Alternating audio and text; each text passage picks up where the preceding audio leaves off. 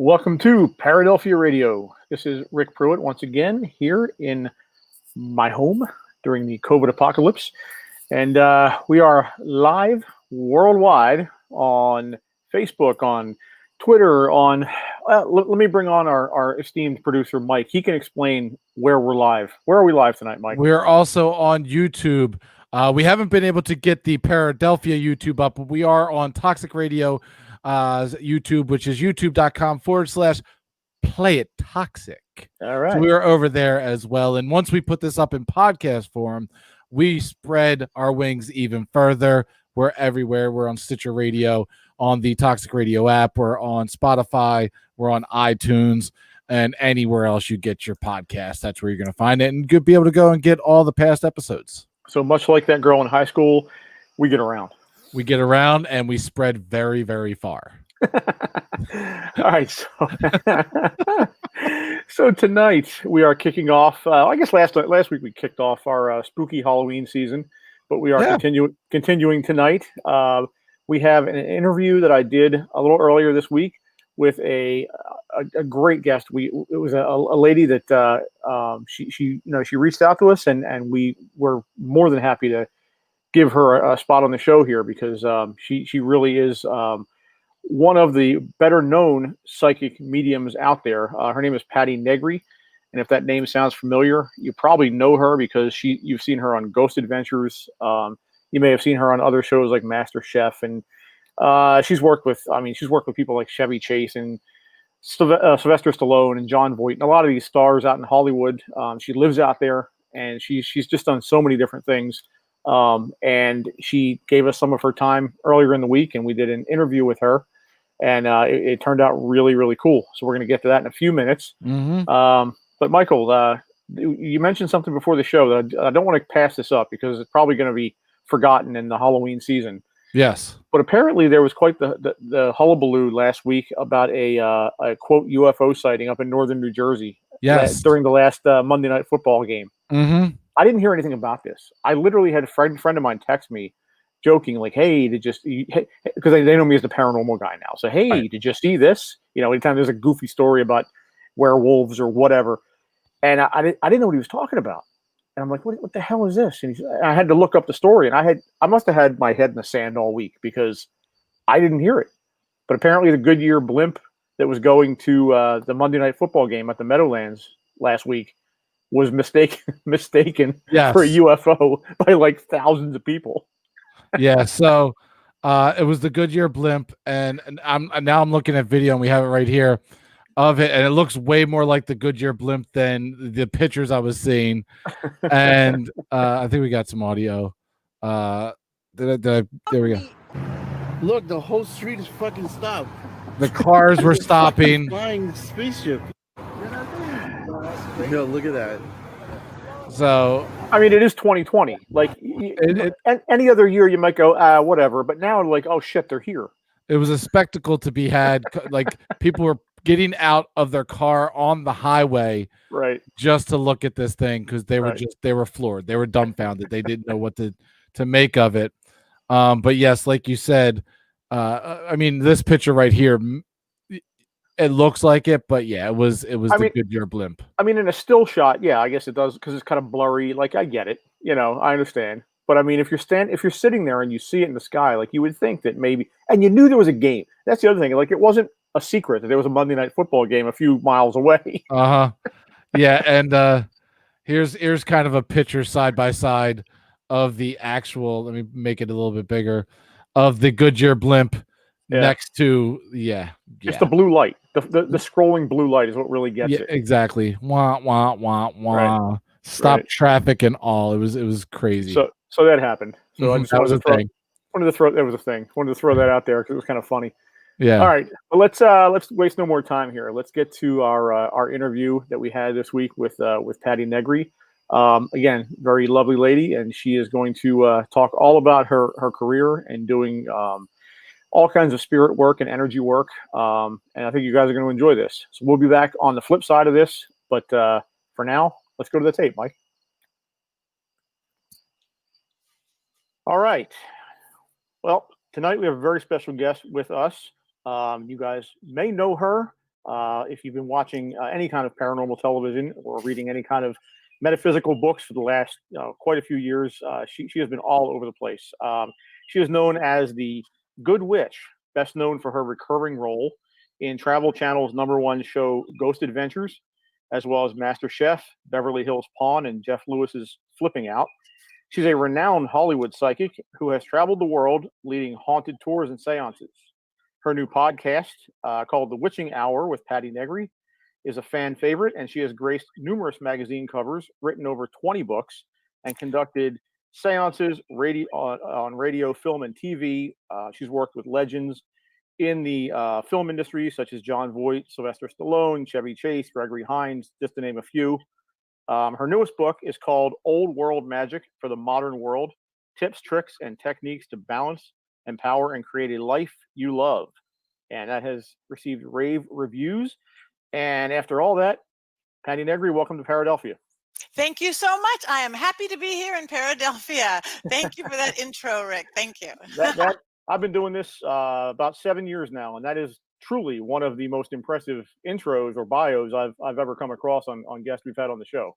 That's what happens when you've been around 100 years. It's like, you just keep adding to it. I know the press kit from the publicist is like, should it be 900 pages? I don't know, whatever. I'm a Libra. I'm from the school more is better. So yeah. We're going to try and touch on as much of what you've done in your career as we can tonight. I don't want to keep you here for 5 hours because that's how long it would take, honestly, to go through all the stuff you have done. It's impressive. And, I just want to give our listeners and viewers a chance to get to know you and get to know what you do. And more importantly, I and my listeners would be interested in your opinions on this stuff. Anything from readings and past lives and spell work and energy work and all that stuff. We talk about that quite a bit on the show and have over the years. And it's always interesting to get someone on the show who has experience in multiple aspects of, well, I guess what we consider the quote unquote paranormal. Because you're going to have a view on this from a lot of different vantage points. And your opinion after seeing all this stuff over the years, it holds sway. I mean, it really does. So I know that you, this all started for you when you were very young. You started, I believe, having psychic visions or seeing spirits when you were very, very, maybe 8 years old or younger. Younger than that. Yeah. And now, first off, like what was the story behind that? How did that all begin? And more importantly, maybe even than that, how did that affect your life at the time? Like, you were a child, so you obviously had a family life and you had school and you had friends. How did all that affect you? Well, I just thought it was normal. Honestly, I've been seeing and talking to spirits since as long as I could remember. When I was 3 or 4 years old, I knew the guy in the closet I talked to was real. The creaturey thing under the bed was real. All those imaginary friends little kids have, I think often are real. I think kids really do have the sight, and it gets taught out of us in our very non-mystical modern Western society. We don't, even our religion isn't very spiritual or mystical anymore. And Right. That's your imagination. There's your imaginary friend. Not so much. They're giving me real information of things that's provable and doable. And I just thought everybody could. I was always had this like almost obsession with the dead and talking to the dead. It wasn't dark or morbid or anything like that. I just wanted to talk to them. So that's when I was 7 or 8, and I just had to have a seance. Didn't even know what it was. Didn't even know any dead people. I'm like, but I went in my little suburban normal home hallway where there's no windows and lights and stuffed towels under the doors. And again, realized I didn't know dead people. So I'm like, Marilyn Monroe and John Kennedy. I mean, this is the late 60s. Who you knew was dead. Right. And came up with my first chant and all this stuff that's just kind of in me, I think, in all of us. And all of a sudden, my windowless, lightless, little hallway filled with orbs and lights and shadows and Oh, wow. spirits flying around this little hallway. And I'm sitting here with my best little girlfriend, Sherry Jones. We went screaming out of the house, but inside I was jumping up and down for joy. Yes, this is real. And as much as it was real, because I knew it was real, it was controllable. It was controllable. Did she And see that too? Your friend? yeah, she did. She totally saw Okay. that too. Okay. I think she shut it down after that. But and she's all far away. But no, and the energy that I see, again, to me, it's nature, it's natural. And I've spent my life studying cosmologies, philosophy, science, occult science, metaphysics, religion, to take it down to the energy that I see, no matter what set of words you put on top of it. There's a through line of truth that's no matter what set of words or religion you put on top of it. So that's what I've studied my whole life. So it really is controllable. How to lift the veil, close the veil, talk, shut it down, not let in dark things, Right. Now, do you think that you had that happen when you had your first seance because of something that was inside of you that isn't necessarily as developed in other people? Yeah. Yeah, I think we all have it to an extent, some more than others. Like anybody can learn to play the piano. We could all take piano lessons. I wasn't so good. But a few people can become concert pianists, or those people who were born without lessons and can play. I think we all have an intuition. We all have instinct that got very taught out of us so often, and we all have the sight, but it gets taught out of us. But beyond that, I really have the blood, even on that witchy magical side of things. I would find myself in my, again, little suburban average American backyard, just knowing if I pick some rosemary off the bushes and I put that rosemary bushes in my mom's purse, that would give her more money. I just Huh. knew it. I just knew it. I So, just so you working with didn't read herbs and about this. plants. You, I didn't. you didn't study or anything. It came naturally, intuitively. Yeah. And then I spent the rest of my life studying it. Yeah. But no, it just is in us. Again, I think it's part of that, how, animals and kids know how to take care of, animals know how to birth their babies and do everything else in raising them. Right. I think humans had a lot more of it before modern society took over. So why do you think, in your opinion, that you had this gift? Was it something that was carried over from like a former life, or is this just something that maybe for some other reason you developed? I think maybe a former life, because I know who I was in my last life, which I started everything a skeptic, like, yeah, right. But again, and she wasn't necessarily a big spiritual, but she was a very magical person. But I think I got it from both sides of my family. My dad's side, they came from Turkey, and they were like the Sephardic, Jewish, Spanish, Turkish thing, and kind of this old mysticism, except my grandfather was this very famous um, philosophical psychoanalyst, philosopher, this big Hollywood following, and he was practically evangelical, atheist, humanist. So anything spiritual, religious, to him was just a weakness in itself. So I wasn't raised with any kind of God or spirituality. It was just like, I almost thought it was a dirty word. I was like 13 until I was brave enough to ask if I can go to church. I would pass a church or a temple or a synagogue or a mosque, and I'd see the energy in it. And I'd want to go in to see what that magic was. And I didn't know why we didn't do stuff like that. And at 13, I remember I wanted to see some really cute Christian rock band or something. And I said, can I go to church? I mean, I would have felt safer going, can I go to a rave? Like, my mom's like, you can do anything you want. And I'm like, thus I became a speaker and went to all of them my whole life and go, Yeah. there's the through line. But anyway, so my dad, this very philosophical, that side, where I read my grandfather's books now, he's right. And even though his words are completely academic, completely scientific, we believe so much of the same from my little book. It's just completely different words. It's like a different template that you put on top to use the same roadmap. It's amazing to me. So that's my dad's side. And my mom's side, she's got that English, Irish, oh yeah, grandma always knew who was going to die. Oh yeah, grandma's dead mother always would still be it. And my mom was just matter of fact, that's just what goes in the family. Like, even though she hadn't developed it herself, she just became that typical, 1960s, 70s mom. So I think I got it in the blood from both sides. Right. Now Hey! you yeah, there's a book, Old World Magic, in the modern world. Now you touch on many different aspects of paranormal. I keep using the quotes because I don't know what else to call it. I use I guess quotes all the time. eso I walk eso around going like this all the time. the esoteric, whatever you want to call it. But you've touched on many different aspects of this, from crystals and healing to spirit work to past lives to psychic readings. You name it. Do you think that all of that stuff is compartmentalized, or is there a through line? Is there something that connects all of that together that we're just not seeing?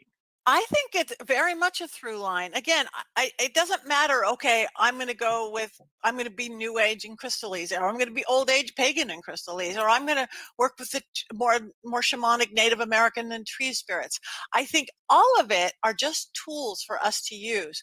In my working with people for all these years, my one-on-one stuff, my teaching, what I noticed about us humans is we give our power away all the time. We give our power away to other people. We give our power away to very limiting belief systems, whether we created them or somebody else gave them to. We give away our power to fear. We give away our power to our own insecurities and self-doubt.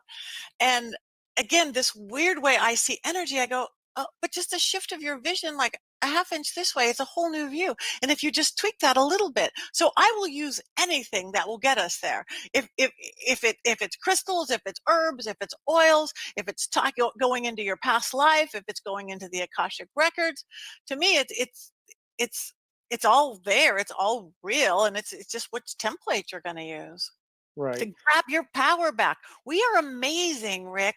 We are divine beings, and most people believe that we are of God, whatever way you want to use that. We are divine beings. And on top of that, we were given free will.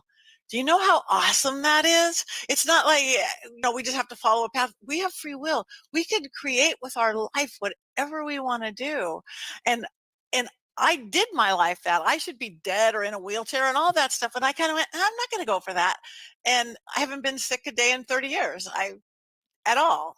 Right. And we have that power. I'm not special. I am no more special than anybody listening, anybody in the planet. I just changed my perception. Well, it's interesting you bring that up because I mean we talk a lot on this show about like I'm kind of like Missouri. I'm the show me state. Good. I like to hear about all this stuff, but at the end of the day, it's all for me. It's all about, okay, give me some kind of actual scientific proof behind what you're saying, because people can say anything, and it's hard. It's a hard sell to me and to a lot of people. Mhm. But there are aspects of what you do every day and these topics that has come in the last few years to fruition scientifically. Specifically, there was I'm not sure if you've ever heard of the double slit experiment, where it was proven scientifically that matter is actually dependent on observation. It's in short, it was an experiment where there was a particle that was shot through a slit in, I guess it was cardboard or something, and it either went through as a wave or a particle. And what it went through and landed on the board behind it as depended wholly on whether or not it was being observed. Wow. So that is, on a quantum level, that is proof of observational bias as far as creating your own universe.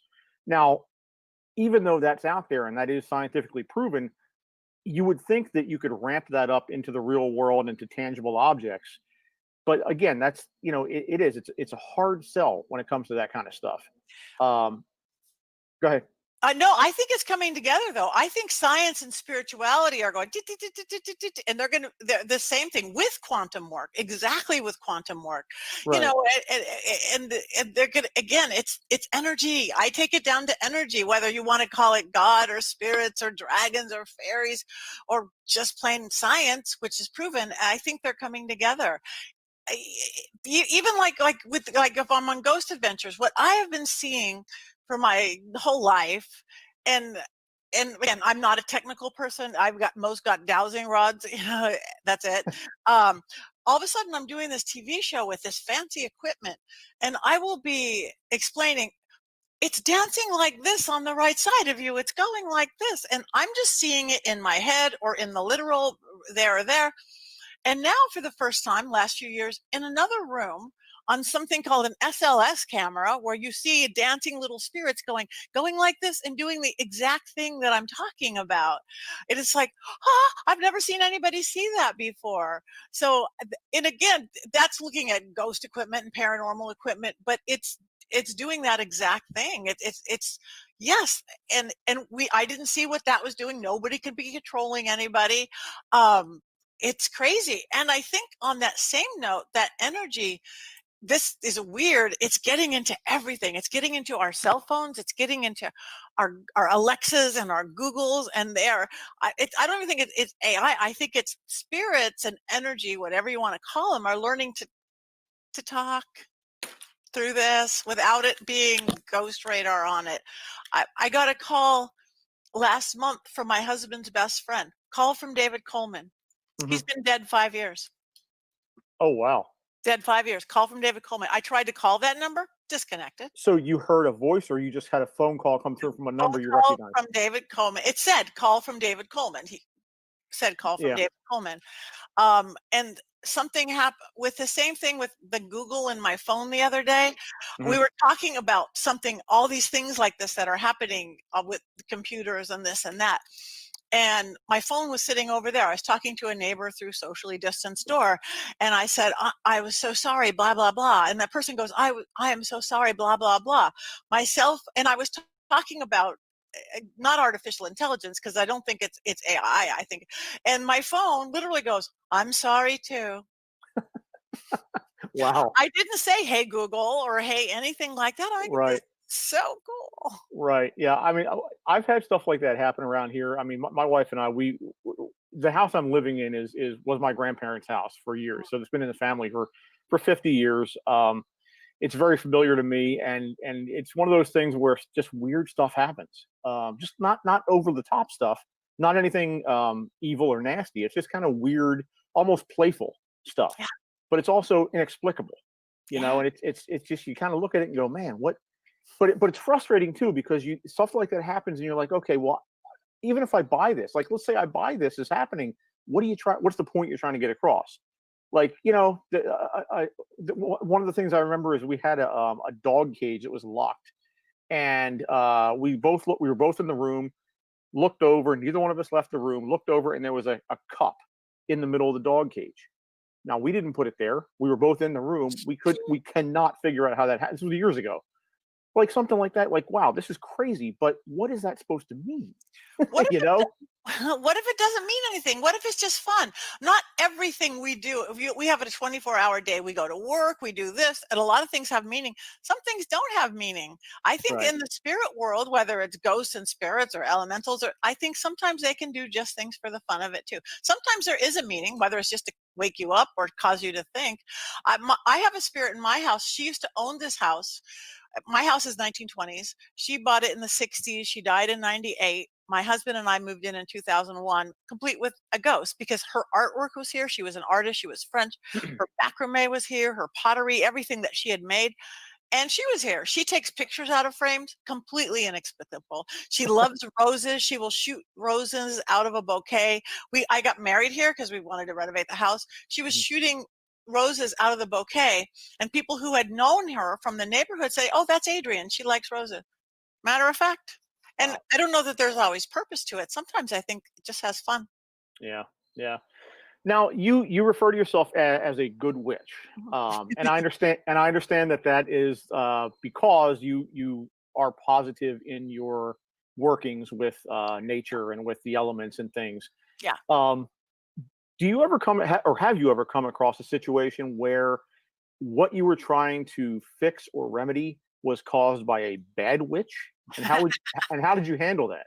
I've had a few, I mean, rarely, again, because you create a world that you live in. Like, why would I send out curses? Because then you live in a world where curses exist and you could be cursed. Mhm. So again, I'm pretty protected because I've created this world. And I do like the word good over white witch because that means so many things. And it's multicolored, but good. Besides the fact that I watched a lot of Wizard of Oz, I love Glenda, and I do have a great big pink fluffy dress. I do.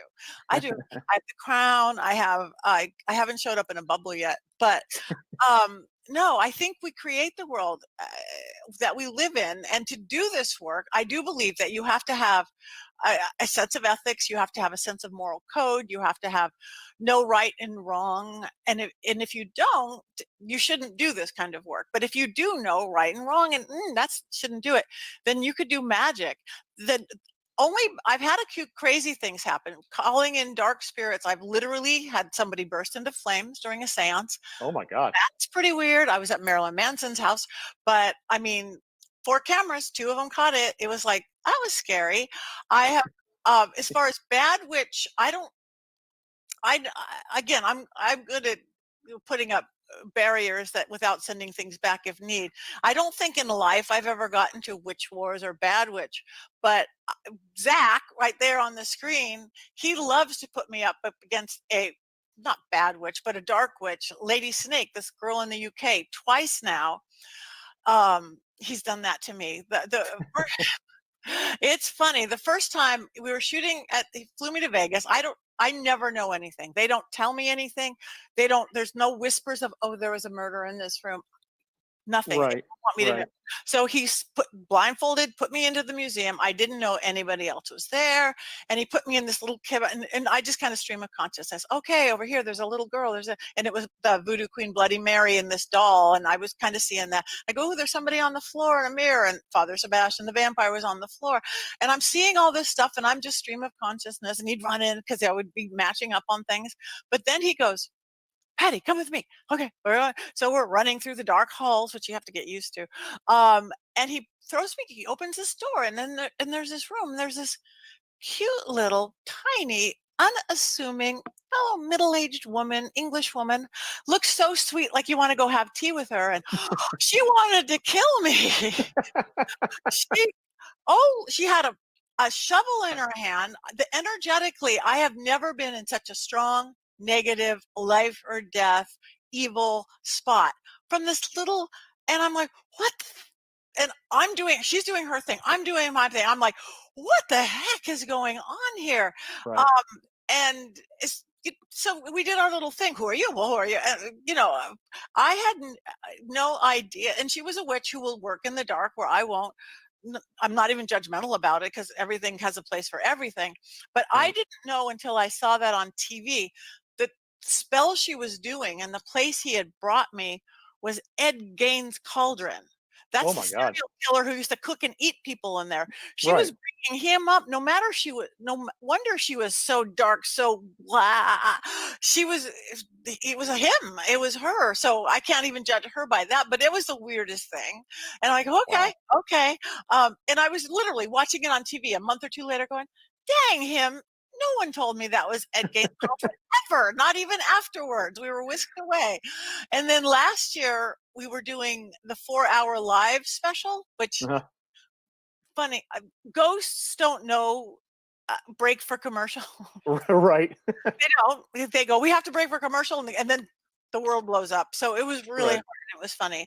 But anyway, I was in seventh heaven, not just being on the show, but everybody got to be there. I'm like, why am I here? I was a kid in a candy store. Chris Fleming was there, Joshua Warren, Bill Chappell, Gary Galka, Justin Spurrier, Michael Martin. It's like, Josh Gates. And I'm like, I'm with all these people. I was just like fangirling out. But we all knew each other was there. We were in the same hotel. We were in the same like green room area waiting, hanging out until it was our turn to get in because we didn't get to know what was going on in there. Right. So again, these couple days there, all of a sudden my turn to go in, and Zach's like, "Hey, Patty, will you come down into the basement? There's somebody I want you to meet." I'm like, okay. So going down and at that time, nobody got to the basement. That was horrible. Go down. We're going down this thing. No one's allowed in. there she is again, Lady Snake. He had kept her from all of us just to keep her from me.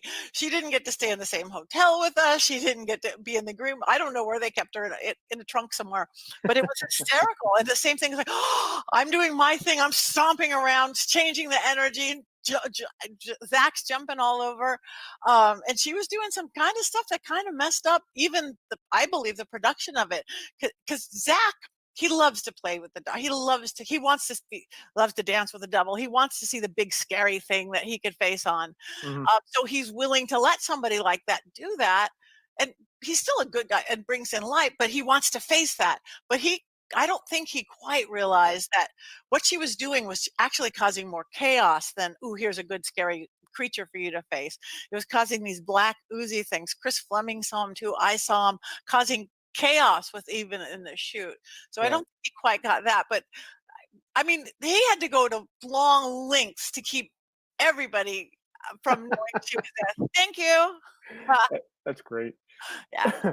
So you mentioned how you were in this situation and you kind of fangirled out with the the famous people around you, and I know that you have worked with I mentioned it in your bio at the beginning of the show. Many famous people, Sylvester Stallone, Gregory Hines, John Voight, all these people.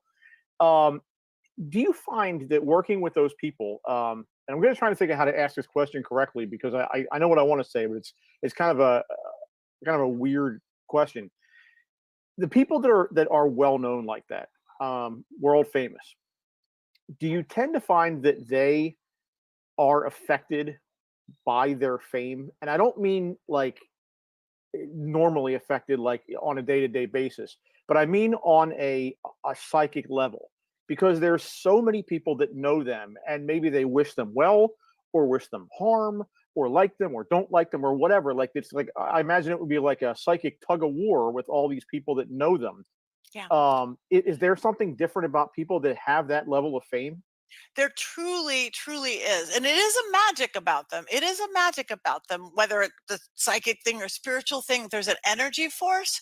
And most of them, honestly, 99% of them are the sweetest people you would ever meet. Mhm. Sweetest people and humble and good. Even some that put on their attitudes when they're just good, regular people. They're as insecure as everybody. But there is something about them, like dialing it up, that got them there, because it's not easy. I mean, 100,000 billion zillion people come to Hollywood every day to find their fame, and it's the drop of a water on the whole planet that can do it. And Right. there's the occasional, wow, that shouldn't have happened, or fluke, but as a rule, when you meet them, you go, I understand why you're a star or a movie star or a sports star or whatever. It's a vibrational level they have, and it's, again, usually they're beautiful, highly evolved, really good people. And yes, it affects them both negative and positive. Again, I think most keep their ego in check fine. You have to have a strong ego. You do, because you have to know you're good or you're going to be insecure and not be good. Right. But you can't get I'm better than anybody, because then you start to fall. But so it is weird. Even my little level of, Z level, whatever, I walk into a grocery store and people know who I am. It's like, huh? What? Shopping for watermelon. Or walking down Hollywood Boulevard and a group of Italians in Europe, that shows a bit. It's like, Patti, who are you? Who are you? But so you do get that, and it's kind of fun. And then on the other hand, it's like, oh, but I just want to hide. But you also get, sadly, what's weird is that also, for all the great accolades that people get, there's also those haters out there. So you have to have a thick skin. You sort of have to have a thick skin too to be that, because no matter what, if somebody seems perfect, the Brad Pitt, the Jennifer, the who, there's always somebody. They're not really nothing. It's like, you got to see that that's Right. But there is something, and I think Hollywood is right where Hollywood is, because it's an energy center too. Right, I live literally right under the Hollywood sign, right in the Hollywood Hills. It's right. Griffith Park is right there in the middle of the city. We have huge park. And Right. there's an energy vortex there. And it's halfway in between Hollywood and Burbank, the two media centers where all the studios are, Mhm. that it just emotes this energy. It's not marked, there's no sign there, but every time I go there, I feel it. There'll be nuns praying or lovers kissing or people practicing. It just draws in the creative. I honestly think that vortex and some in the hills there made Hollywood right where it is, not 50 miles this way or 50 miles that way. And it drew in the creatives, the dreamers, and the spiritual, the writers, the actors, the musicians, the dancers. And just within a mile of my house, I have a monastery, a Vedanta center, a Theosophy center. I've got like 8 big major things in the middle of Hollywood. So it's that same right brain creative, whether they took it into being a movie star or a rock star or a nun at Vedanta. I understand right where we are is why we're here. And some people can't handle that energy. It's like they either think, oh, it's too fast paced or it's the urban thing of Hollywood. But I don't think it's that at all. I think it's the energy. Some people thrive on it and some people are repelled by it. Right. Right. Now, your new book talks a lot about something called practical magic. Yes. What exactly is practical magic? Practical magic is using magic, not like hocusy pocusy, do, and you're going to turn you into a frog. But practical magic, my best practical magic is the reason I even started the book. Again, because I saw people give away their power all the time, give away their power. And Mhm. and we're also in this modernity out of balance. So a really good way, everybody says, well, you're stressed. You in modern time. Again, now we're living in this crazy 2020 world. Everybody's stressed, everybody's anxiety, everybody's this, people are on drugs for that. And I went, all they need to do is hug a tree. All Wait. And the way I see energy, I'm a big believer in that mind, body, spirit theory. I mean, 20,000 books are written about it, even somewhat mind, body, spirit. It's like the psychology section, the self-help section, the new age section, the pagan section. We understand. We'll never surpass our own thought pattern. Never. We get that. It's going to be easy. Now it's going to be easier. I'll never make it. You probably won't. We create that. We understand the mind. Body, we get that. Mind, body. I want to be healthier. I'll eat better. I'll exercise. But because 1 out of 3 is wishful thinking. I wish I was famous. 2 out of 3 is hit or miss. 3 out of 3 is always a home run, unless you're trying to break the law of physics, like you want to fly without a plane or be a foot taller. Look at you, healing hands. Yes. So anyway, in the way I see, I mostly our issue is getting out of balance. So I work elementally in my elemental magic system. So I tell people, okay, you don't have time to meditate for an hour and you don't want to take on these drugs. Put your whole body into the 4 basic elements: air, fire, water, earth. Easy. Your earth is your grounding, who you are, your persona, it's your home. That's your earth. We got that. Your fire, that's your passion, creativity, love, sex, God, art. We understand that too. That's your north and south. This is who you are, your persona and your fire. But where we get off balance in the compass that I'm working is this, because balance, like an airplane going like this, west and east and west. West is our water element. It's our emotions. We are 60% water. Our planet's 70% water. Just has to flow. And our air to the east, that's our thinking brain. That's our focus. That's our clarity. That's our sense of organization and logic. So if our whole body, our whole persona is air, fire, water, earth, it's who we are: our persona, our passion, our emotions, and our thoughts. And where do we usually get off balance? Our emotions and our thoughts. What do we need more than anything else to survive? Water and air and water.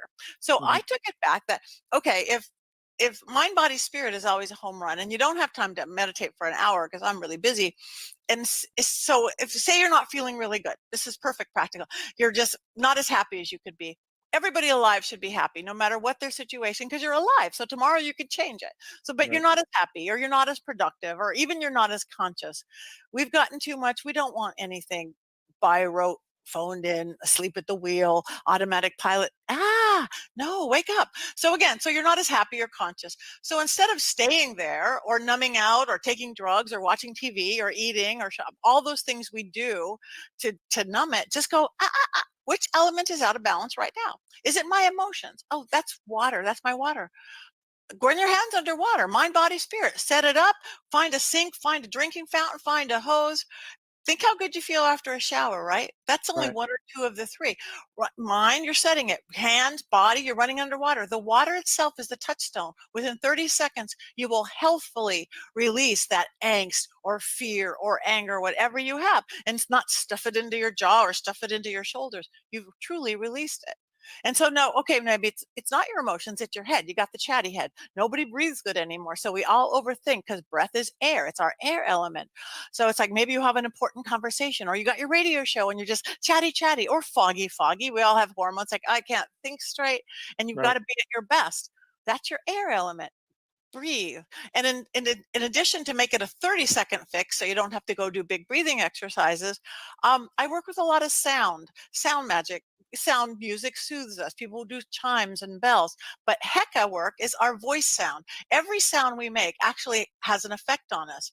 Vowels, consonants, form and function. But without giving everybody a lesson in Hecas they don't want. Vowels clear the head, period. Vowels clear the head. Any vowel, any order. Think about it. Every sacred word really is a vowel. Amen. Om. Falling in love. Ah. Roller coaster. Ah. Native American. Hey, hey. India. Ya, ya, ya. It opens up this crown of illumination. So if you've got chatty brain or foggy brain, or you've got to focus, you've got a test, you've got something, you need to be your best. Mind, body, spirit. Okay. Whether you're talking to the element of air or you're talking to your brain or you're talking to God, with this 30 seconds of deep breathing, with this 30 seconds of vowels, I need to call in the air element, the focus, the clarity. So you could sit in your car, you can go sit in the ladies or men's room, sit at your desk going, ah, or om, or E-I-E-I-O with your kid. Within 30 seconds, the chatter in your head will begin to lift, the fog will begin to lift, and the clarity will come in. That easy. Same thing with grounding. Hug a tree if you cannot feeling grounded. Can't hug a tree, grab a pencil if you're on the 35th floor, a wooden shelf, a granite countertop. Mind, body, spirit, you grab those together, you get grounded. Fire, if you can't dance around a bonfire, like my first choice always, the hecka for that to get, maybe you have a hot date for your honey and you're not feeling it, or maybe your spiritual practice, that's the fire too, or artist creative process and you're not feeling it, or maybe you're just tired, you got all the earth in the world but you got to get up and go and you're not feeling it. The hecka for fire is z. Zzz, ask any kid, what does a bee sound like? Zzz. So mind, body, spirit. So whether you're going, okay, Holy Spirit, or okay, the breath of a dragon, or Pele volcano, the beating heart of my blood, fire, with 30 seconds of Z, I need to pull in the fire element. Zzz. Within 30 seconds, you will feel a tingling in the base of your spine. It'll start to rise up your spinal cord, and you will begin to have the fire, passion, creativity, energy, whatever you need. That is practical magic, using it for simple, easy purpose. I've got put a glass of water by the side of your bed to develop your psychic gifts. I have, again, I spent more time unwriting this book than writing it to keep it really simple. Because when I started, 400 years ago, I'd buy these big fancy books and they'd sit on the shelf. I'd buy a simple book by like Scott Cunningham or something and I'd devour it. So I after I wrote it, I go, get rid of half the words. And so it's just this little hand too. I love in the bathroom, the little drop of salt in the toilet, you will release your anger and things. Carve something on your soap. Easy every day. You don't have to be a witch. You don't have to be a psychic. You don't have to be spiritual. It's just working with nature's elements, practical magic Very to help interesting. your day-to-day life. All right, very interesting. Now I know you've done some kind of some charm work in your career. Is there something that you can tell the listeners that they can do very simply to help with the energy in their home, whether it's putting something into their home as a talisman or just something maybe they can do in their own way to do their own sort of energy work? Yeah, two things I would say. Again, there's even house clearing, personal clearing, protection techniques in the book, and a million other places. There's 1,000 good techniques. Just find one that works for you. As far as a talisman or symbol or sigil, I wear them all. I will wear a cross, a Star of David, a pentagram, an ankh, and this. But my most powerful protective, it's called a helm of awe, or helm of Away. It's an 8-sided. Nobody's going to see it here. Is that it? It's an 8-sided. That's not it.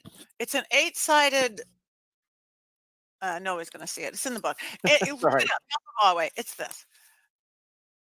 It's an 8-sided cross with a little Neptune trident on the end. It's got 21 points. It's like sacred geometry. Energy goes in and shoots it out all directions. I don't go on a TV show, that's a scary thing, without wearing this. I have one of these on a Post-it note under my welcome mat. It keeps out ghosts and burglars. Kids are having bad dreams. Draw one of these. Put it under their pillow or under their mattress. You have an active mirror, because active mirrors are portals and in your house. And if you're having activity, draw it on the mirror or on the back of the mirror. Put it with a little cascarilla powder or something, or even use that squirty Windex that's foamy, and then draw it with your fingers. And then when you wipe it off, you've still shut it down. So as far as A1 sigil, that's just not religious, not going to conflict with any belief system. It's just sacred, shoots it out, the helm of awe or helm of awe way. And also remembering, if you're clearing your house or blessing your house, always remember counterclockwise gets rid of things. It's clears, it's starwise. Say if you are saging your house or doing whatever, counterclockwise to let go. Or if you're stirring your kids' oatmeal, and you're angsty, or your kids and they're angsty, go counterclockwise to release energy. And then you want to fill it back up, you go clockwise, sunwise. It's science. It's always to look at mystical, but it's actually working off gravity and things. So after you clear it with the sage, now you're going to go clockwise with a sweet incense or carrying a candle through. I'm bringing in the light. Now I'm bringing in the love. Now I'm bringing in abundance. Now I'm bringing in all these different things. So counterclockwise to release, clockwise to add. Again, whether you're making oatmeal for your kid or you're clearing your house or doing a spell working with a mill working and some herbs into a thing. And again, it all is going to go down to science and gravity or mysticism, all the same. Right. And you said it was the helm of Alway, right? Yeah. AWE. I think I found this here. I'm going to try and pop this up on the screen if I can. Yes. Look at that. And you could buy one for $2 somewhere. There you go. Look at that. Yep. Yeah. Helm of Alway. So anybody that wants to know what that looks like. Yeah, you could draw. And there's like 21 points. I've seen somebody explain the whatever to it, but it doesn't matter. It works. Energy goes in through that center and shoots it out in all directions. And it's the most protective, clearing, amazing little thing. And again, it's not going to conflict with religion or belief systems or anything like that. It's just energy. Right. Now, we have a lot of listeners that, and myself included, definitely, because my wife and I have many, many pets in our home. They are animal and dog lovers, pet lovers.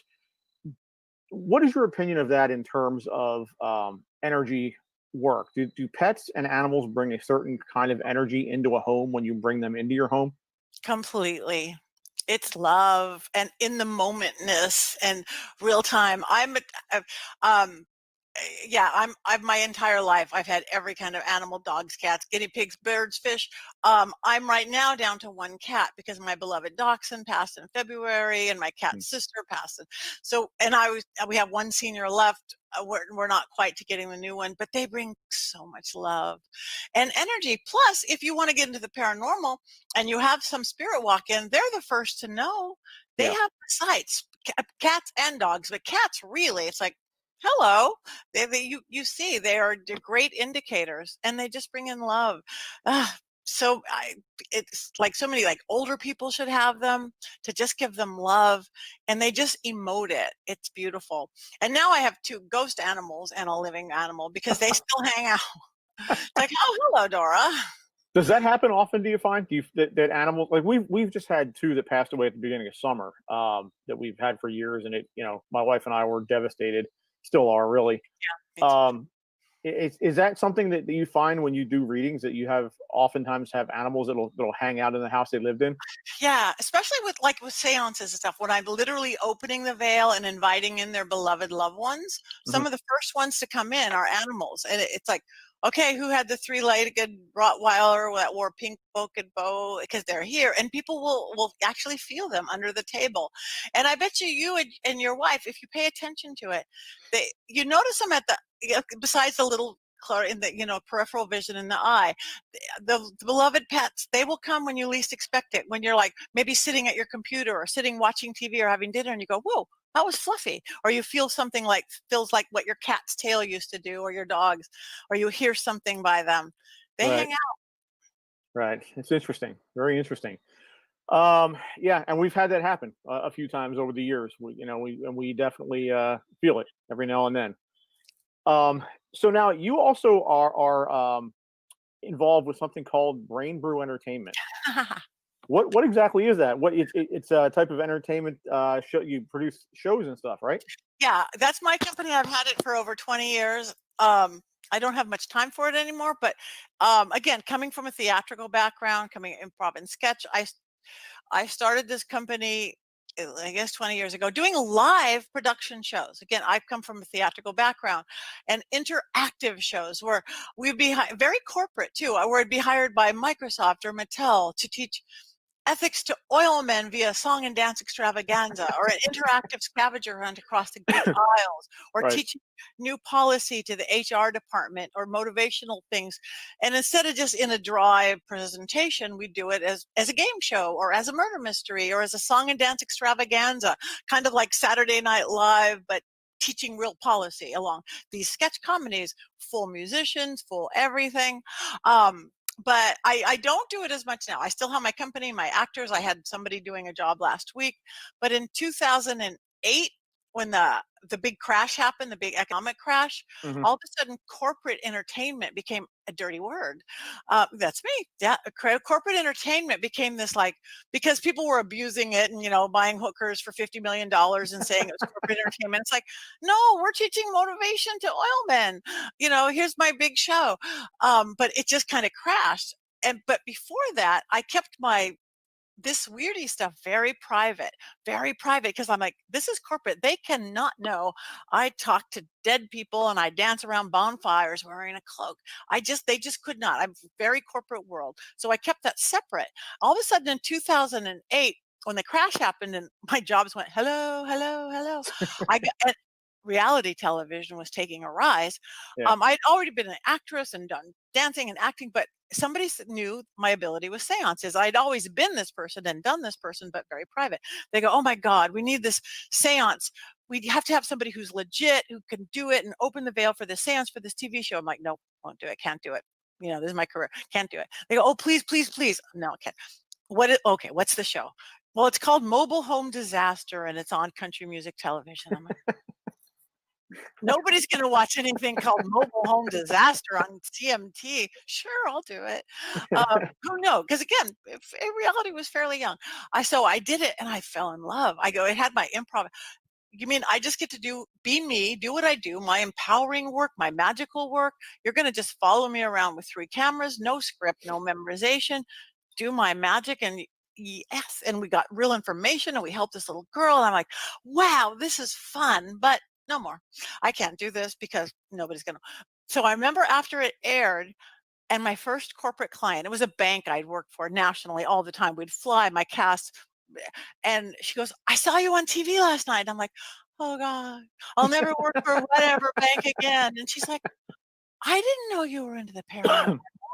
I love the paranormal. We had our best conversation ever. It didn't kick me out of whatever, but all of a sudden I was thrust into this new world of, again, I'm in Hollywood. I'm known in the business to some extent, and I know camera work. I know television work. I'm legit at what I do. So I started getting called in for everything, and screw it. I am out of the closet. I am out of the broom closet. I was having so much fun with it. I became the go-to to call. And it was so, and I remember the first time because I speak and I teach, and again, whether it's motivation or whatever to whoever, I remember on the psychic witchy side, I was speaking at college. I do a lot of colleges. And I love it. I love young people. I do a lot of young people TV. I work with Awesomeness, which are high school age kids. And it's just, again, empowerment. You guys are magic. So, but I remember walking on stage, and I had drove to beautiful Santa Barbara, put up, and I just had to walk on stage with nothing. And they had all set it up. And I've done nothing for money in my life. I mean, I get paid, of course, but it's never been a motivation thing for me ever, not once.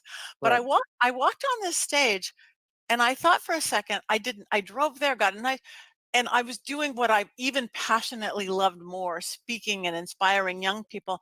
And I go, I am getting paid exactly the amount for walking on this stage for 2 hours as I got last week for a show that I produced, where out of that same money, I paid 7 actors and 3 musicians. I printed the programs myself. I copied them myself. I folded them in half. I did the costuming. I paid for a rehearsal hall, which we rehearsed in 3 or 4 times. I bought props. I costed them. I sewed them into the costumes. And now I'm just walking on stage. Right. Huh, this is kind of good. Right. This Yeah. is kind of good. You were pulled in the right direction eventually, And again, I still do the other and I love the other, but this really is my calling. This really is my passion. That was, it was fun putting on the corporate guise of you only touch the elbow for so-and-so things, but now it's going into a spiritual level, not just corporate politics. Right. Well, we're starting to wind down here, but I do want to ask one more question, and it's kind of a general question. If you had, based on your career and all your experience, and I know this is incorporating a lot of different aspects of everything, but if you had one bit of advice to give to the listeners on how to improve their lives, what would you say? Follow your dreams. Don't give up on your dreams. And know that you are powerful. Know that you are powerful. And if you know that you have the power. And if you don't have the power, figure out who or what you gave it away to. Again, did you give it away to a partner, somebody else? Did you give it away to your own insecurities, fear, anger, belief system? And grab it back. Again, easy as you allow it or hard as you make it. Because we can't control everything, where we're born, how tall we are, good circumstances, bad circumstances, health, but we completely control how we react to that thing, whatever that is, our life, we completely have control over that. And that's the 90%. Awesome. That's awesome. All right. Well, Patty, I want to thank you for coming on Paradelphia, but I want you to let our listeners know where they can pick up your books, where they can get in contact with you or any kind of any of your services that they might want to reach out to you for. Please reach out. PattyNegri.com is the hub where it all comes together. My name, PattyNegri.com. From there, you can find I'm on Instagram, Twitter, Facebook, LinkedIn, all of them. I have a YouTube page where I teach a lot of stuff for free. I am now teaching classes, really inexpensive classes on purpose, like $10, teaching kind of things from this book. This book you can get on Amazon. All over the world on Amazon. It's, again, you can have an audio copy or an ebook for $6, a copy, or in your door in a couple days for $12. And I do seances, but yeah, PattyNegri.com, and from there you can get everywhere. Like me, follow me, friend me. I like people. People That's awesome. Are amazing. That's awesome. Patty, I want to thank you very much for taking time out of your day to to talk to us and to come on Paradelphia. It's been a blast. I know we didn't talk about everything you've done, and God, like I said, it would take hours to do something like that. But I definitely would love to have you back on, at another time to talk about anything else you've written or just about another topic that you're an expert in. I would love to. You're a great host. Thank you. I had a blast. Thank you very much. All right. Well, this is Patty Negri, and again, her book. Bring it up here one more time: Old World Magic in the Modern World, and it's as she said, you can find it on Amazon. You can probably find it in bookstores. Reach out to her directly to inquire about it or any of the services that she offers. And again, thank you very much, and you have an awesome night, and we will talk to you very soon.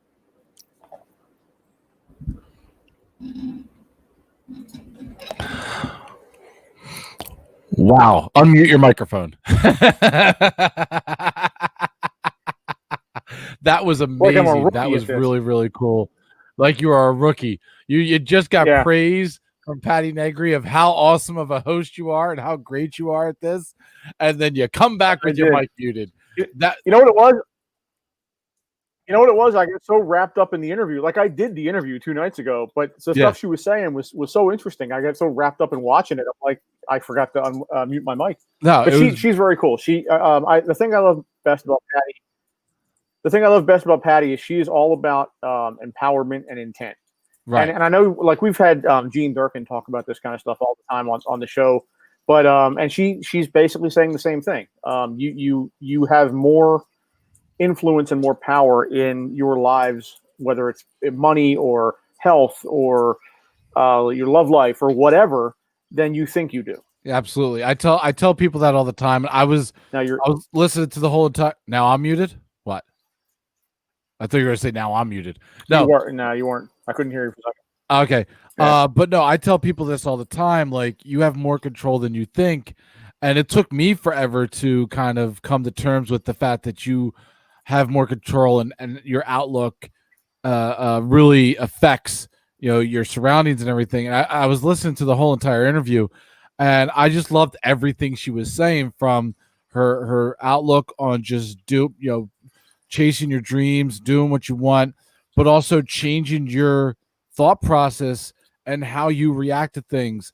The whole thought process of you can't control how other people act or what they say, but you can control how you react to that whole scenario, and tackling that, and also learning that you do have the ability to do all these crazy things that you don't think you do. It touches me to a certain degree in a very special way. So I loved it. That was one of the best guests, in my opinion, you've had in a very long time. And hopefully next time you have her on, it kind of lines up, because I would love to be able to talk to her personally about all that kind of stuff. Yeah, I hope so. Yeah, she couldn't make it on a Thursday night right now, but we'll see how it plays out in the future. And I'd love to have her back on the show. Amazing. All right, so that is going to be the show for the evening. And we're going to wrap things up here. And again, I want to thank Patty Negri for stopping by earlier in the week. And again, you guys can go to Barnes & Noble, go to Amazon, look up her book, Old World Magic in the Modern World. And you can go right to her website, pattynegri.com. And like she said, she has YouTube pages and Instagram and all that stuff. Mm-hmm. And she's a very, very nice lady. She, if you have any questions for her, or if you want her services for anything, just reach out to her. She's more than willing to help, and just let her know you saw her on the show, and she was a great guest. I have nothing but praise for her. She is an awesome lady, and I hope to have her back sometime. Absolutely. Amazing energy. I loved her energy. All right. So we are going to wrap things up for this week, but we'll be back next week with an all new Paradelphia. But for Toxic Mike, for Patty Negri, who again we just had the interview with, I am Rick Pruitt, and we are out of here.